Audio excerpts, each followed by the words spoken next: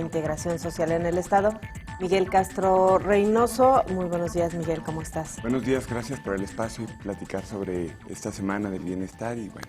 Bueno, primero a mí me gustaría empezar con el programa que se puso en marcha ayer y que, bueno, si bien no es un programa que va a impactar a muchos ciudadanos, sí resuelve un tema que, digo, para cualquiera se vuelve muy sensible, que es la separación que la necesidad de buscar mejores opciones de vida implica para muchas, miles de familias de jaliscienses, Jalisco un estado, pues desafortunadamente, que sigue siendo expulsor hacia Estados Unidos.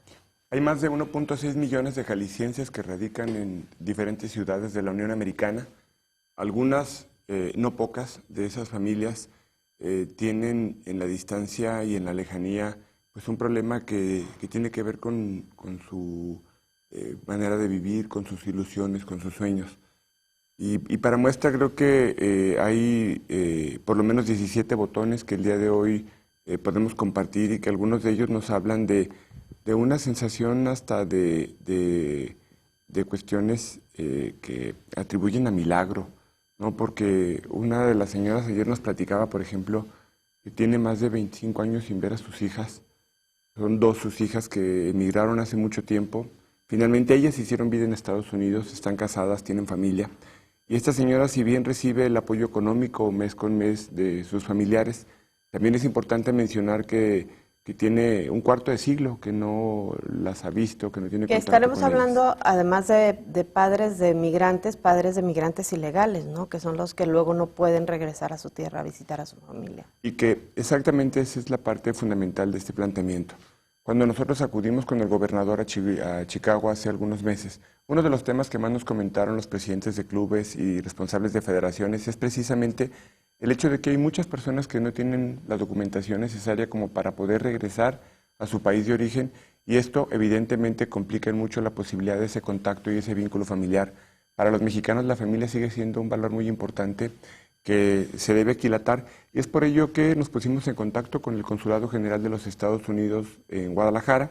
Se planteó esta propuesta de que pudiéramos acercar a estas familias que tienen décadas sin poder verse y en donde fundamentalmente el objetivo del programa Familias Sin Fronteras es no el de alguien que vaya de vacaciones a Estados Unidos, no el de alguien que vaya a visitar a un familiar que en muchas ocasiones año con año puede venir cuando ya tiene su documentación en regla, sino situaciones para personas adultos, mayores, personas que tienen un problema de salud. Por ejemplo, el día de ayer, una de las personas que no tiene arreglada su documentación nos platicaba que hace aproximadamente mes y días su esposo había muerto. Su esposo vivió durante muchos años en Estados Unidos. Él se convirtió en un ciudadano americano, ella no. Él regresó finalmente a México los últimos años de su vida y él murió aquí. El gobierno de Estados Unidos le está demandando que acuda a Estados Unidos para que la señora pueda arreglar la documentación en regla que le permita recibir la pensión a la que tiene derecho por los años que su marido le otorgó de servicio a las empresas donde trabajó, pero por supuesto también al país vecino. La señora no ha podido resolver su problema y este tipo de situaciones son los que nos permiten a nosotros identificar quiénes verdaderamente necesitan vincularse con sus familias, acercarse con sus familias y resolver problemas de gravedad. Miguel, ¿cómo se detectan los casos? Ayer llamaba la atención una advertencia o llamado que hacía el gobernador de no dar un mal uso a este programa y sobre todo que quien reciba este permiso, que es provisional, regrese para que no obstaculice que el gobierno de Estados Unidos siga respaldando. Pero ¿cómo hacer para que luego no suceda también que quien haga mal uso sea quien selecciona los casos que serán beneficiados? Llevar a cabo un diagnóstico de la mano del consulado americano en donde podamos identificar que verdaderamente sean casos de extrema necesidad, porque luego mucha gente puede utilizar esto de una manera no responsable y tomar esta visa que se otorga por un mes y quedarse allá. El gobernador fue muy claro y yo lo comenté también durante la mañana, que es muy importante que tengamos en cuenta que quien no haga un buen uso de este documento y que pretenda quedarse en la Unión Americana, le podrá cerrar la puerta a miles de personas que hoy en los 125 municipios del estado de Jalisco tienen la ilusión de poder reencontrarse con sus seres queridos y que, bueno, finalmente el asunto de fondo es, se hace un diagnóstico previo, Se identifica que verdaderamente tengan décadas sin ver a sus hijos, que sus hijos no tengan una condición migratoria que les permita venir a México, que su situación económica, pues evidentemente, tenga la garantía de que ellos pueden retornar nuevamente a nuestro país y que no tendrán problema por ello. Y por último, que sean personas preferentemente de la tercera edad. Perdón, secretario, permíteme ser un poquito la abogada del diablo en este caso. Habrá quien se pregunte, ¿y en verdad le toca al gobierno del Estado hacer esto? Es decir, hacerle trámite, gestión de visa y pagarle boleto de avión a una persona para que vaya a visitar a sus familiares. Habrá quien diga, insisto, porque podrán no verlo como un programa de beneficencia social, sino más bien algo muy particular y un recurso que por lo tanto no se tendría que estar destinando. ¿En qué rubro encajarían justamente por parte del gobierno del Estado este tipo de programas? Encaja en un esquema de atender a personas de grupos vulnerables, primero. Segundo, desde una perspectiva de familia, que es parte de la agenda de bienestar del gobierno del Estado. Tercero, la verdad es que no implica un costo económico importante. El gobierno del Estado no se encarga de los gastos personales que le impliquen a estas familias ingresar a los Estados Unidos. El trámite prácticamente tiene que ver con un convenio que se lleva a cabo con el Consulado General de los Estados Unidos. Prácticamente lo que hacemos nosotros como gobierno es identificar a detalle que el candidato tenga las características adecuadas para que se le pueda otorgar la visa y lleva ese respaldo de parte del gobierno del Estado. Pero por otro lado también llevamos la corresponsabilidad de verificar que esas personas que salgan regresen a México, particularmente a nuestro estado de Jalisco, durante el periodo que la visa se les es otorgada, que es de un mes. Esto nos va a permitir a nosotros que este programa se pueda ir consolidando con el paso del tiempo y que nos dé la garantía de que muchas de estas familias que, insisto, no han tenido la oportunidad de reencontrarse durante décadas lo puedan hacer, pero son visas de extrema necesidad, reiteramos. Tienen que ver con esa ausencia familiar, tienen que ver con motivos de causa mayor, por ejemplo, temas de salud, que lamentablemente se presentan, o casos como el de esta señora que no tienen a familiares, que falleció su esposo, que no tienen condiciones para poder resolver este problema por sí solas y que requieren del apoyo y del soporte de su gobierno.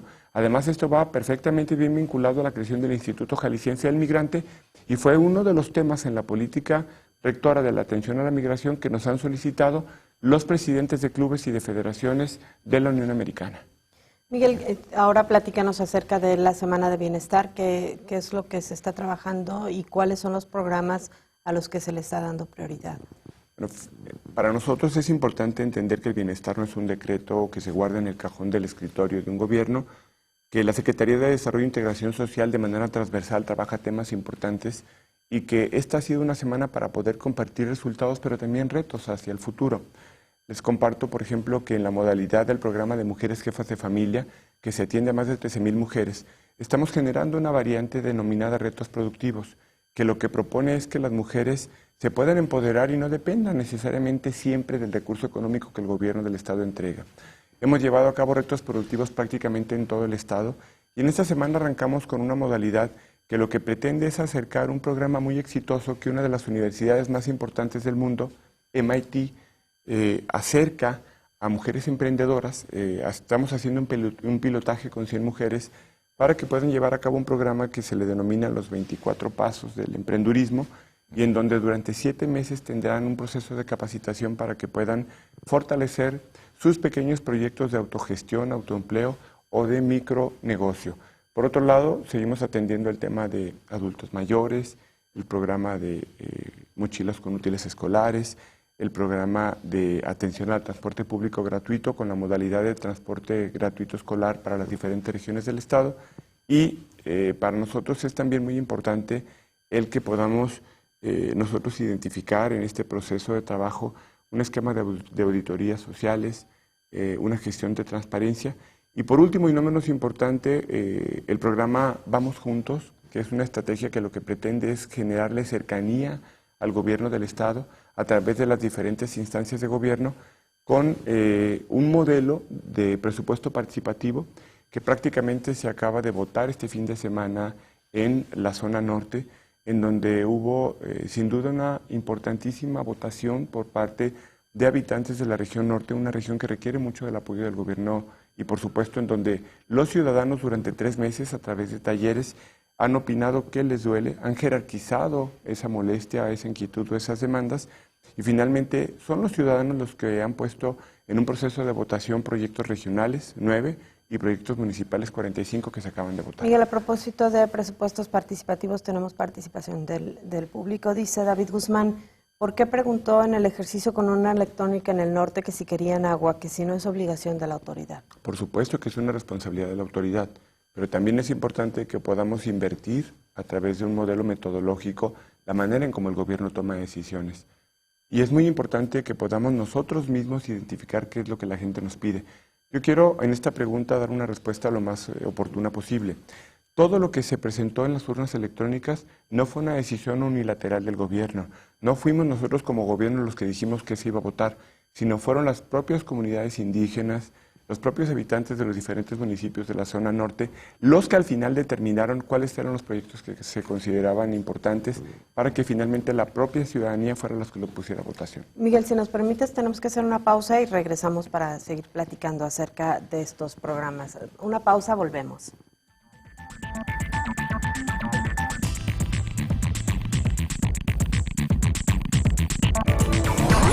Estás viendo Señal Informativa Emisión Matutina.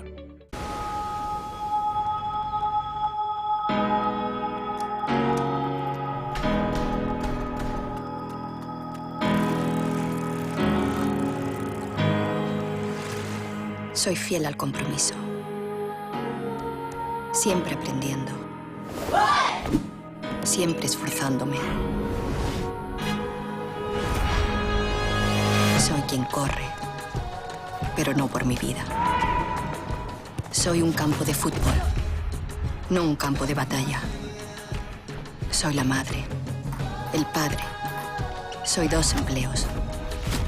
Soy el salto, el disparo, la brazada que me acerca a un nuevo mundo.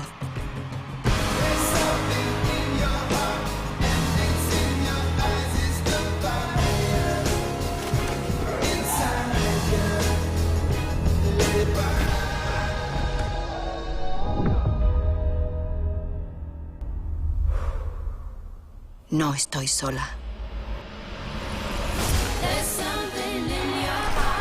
Soy la habitación llena de amigos. La multitud llena de emoción. Soy los sueños del mundo. Yo soy tú. Y juntos cambiamos el mundo. La Universidad de Guadalajara y la Coordinación de Vinculación y Servicio Social te invitan a participar en la 11ª entrega de la presea al Servicio Social Irene Robledo García, por una humanidad más humana. Consulta las bases en www.cbss.udg.mx. Canal 44 invita. Encontraste Canal 44, la señal de todos.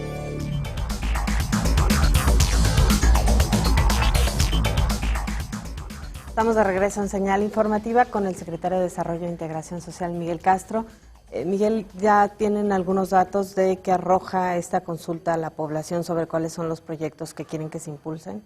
Primero, reconocer que el IEPC agarró un compromiso de lleno. La verdad es que fue... Desempolvó las urnas que tenían ahí guardaditas. Una impresionante infraestructura que se movió prácticamente en los 10 municipios de la zona norte.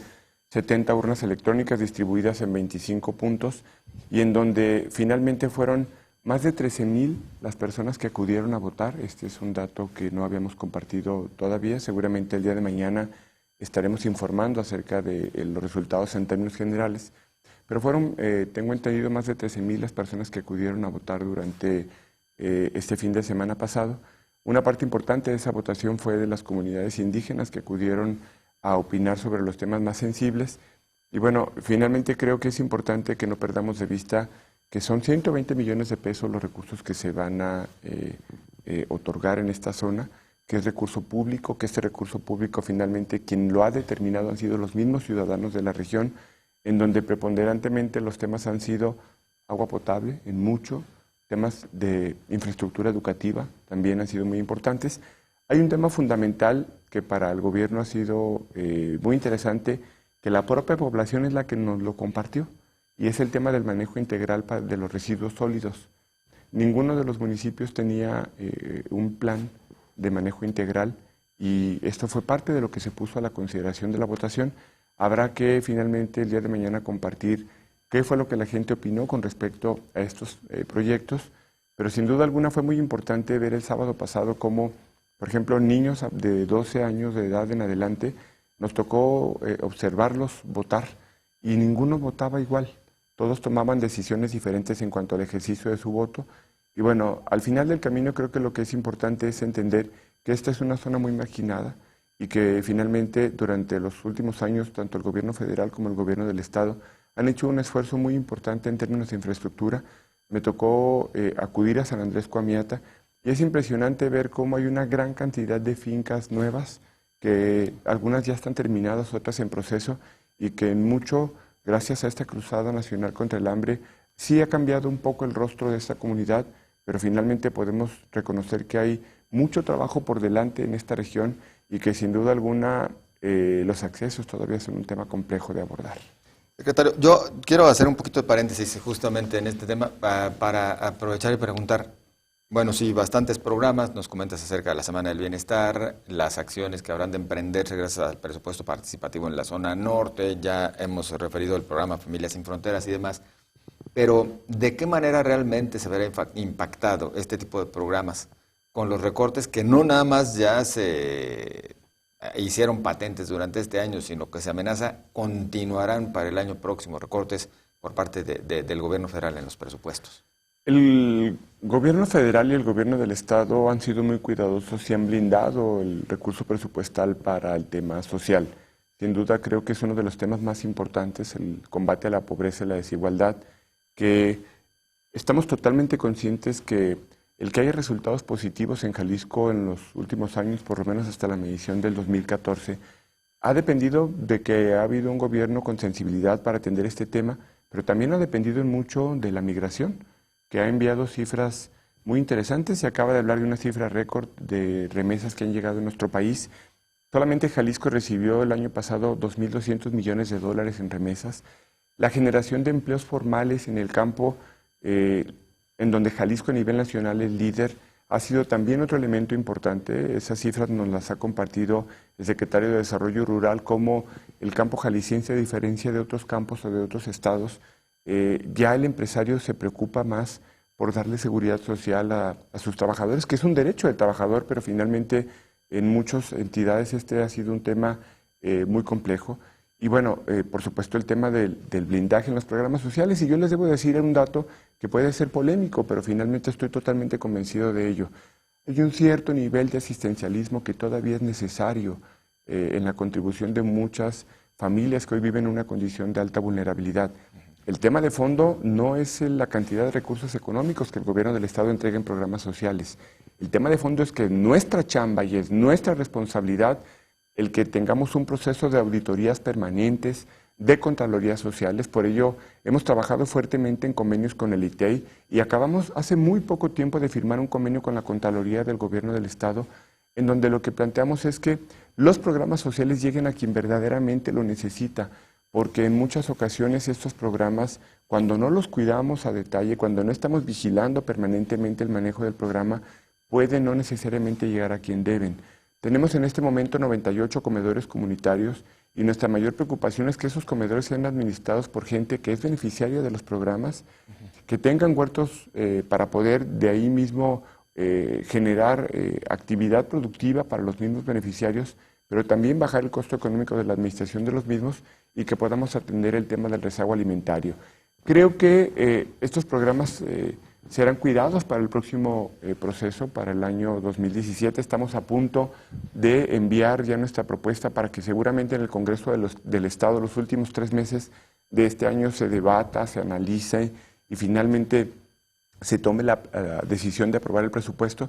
Y yo creo que es importante que el tema del área social se cuide presupuestalmente. Y en esa cartita al Niño Dios, ¿ustedes pedirían para la Secretaría de Desarrollo e Integración Social mayor presupuesto?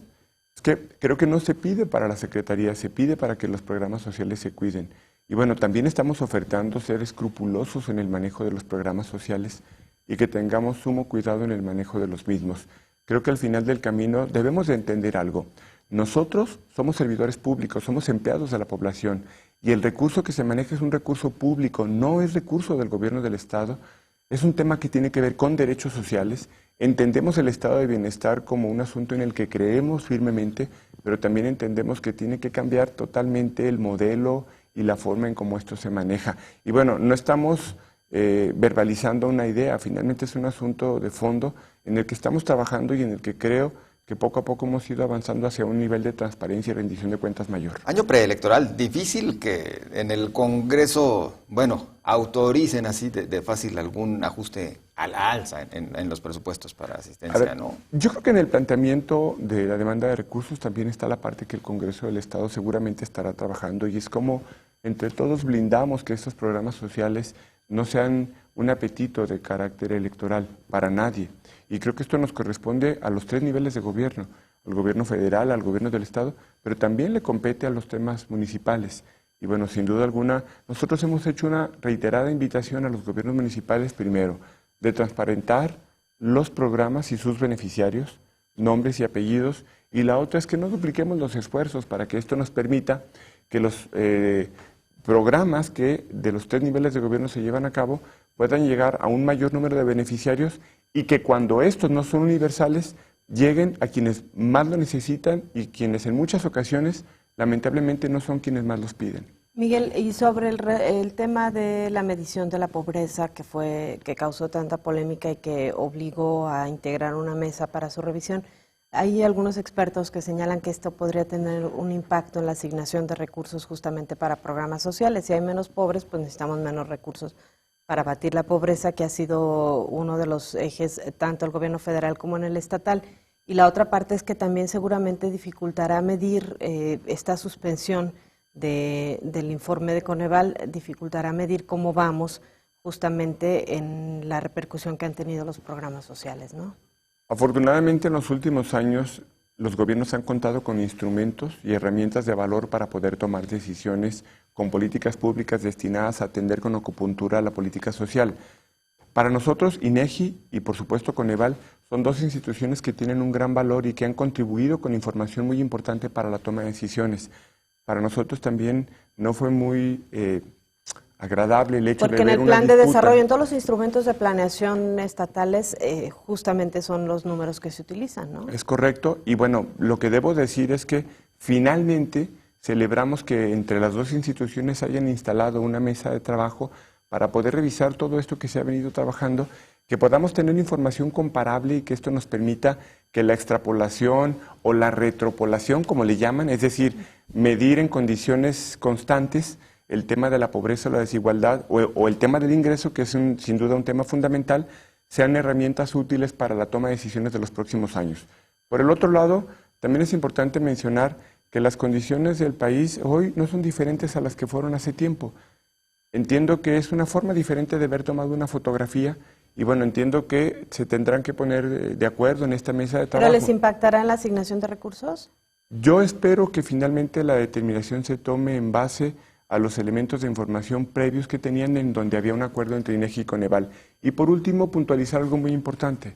El gobernador del estado ha planteado con claridad que de esta mesa lo que se demanda es transparencia en el manejo de la información para que nosotros como gobierno tengamos certeza y evidentemente tengamos los recursos necesarios para seguir combatiendo desigualdad y pobreza. Se nos termina el tiempo. Rápidamente, participación. Armando Puyol dice, ¿por qué reducir presupuesto para niños desamparados y en su lugar regalar visas y boletos? Y Daniel Guzmán dice que tu gente de avanzada trató de manipular los resultados antes en San Andrés Comeata. Gracias, Miguel Castro. Buen día. Hay un observador ahí, así que lo revisarán. Muchas gracias. Nosotros llegamos así al final de esta emisión de Señal Informativa. Gracias, José Ángel Gutiérrez. Gracias, Ona Serrano. A usted, muchas gracias. Pásela bien. Señal Informativa. Periodismo con enfoque social. Una producción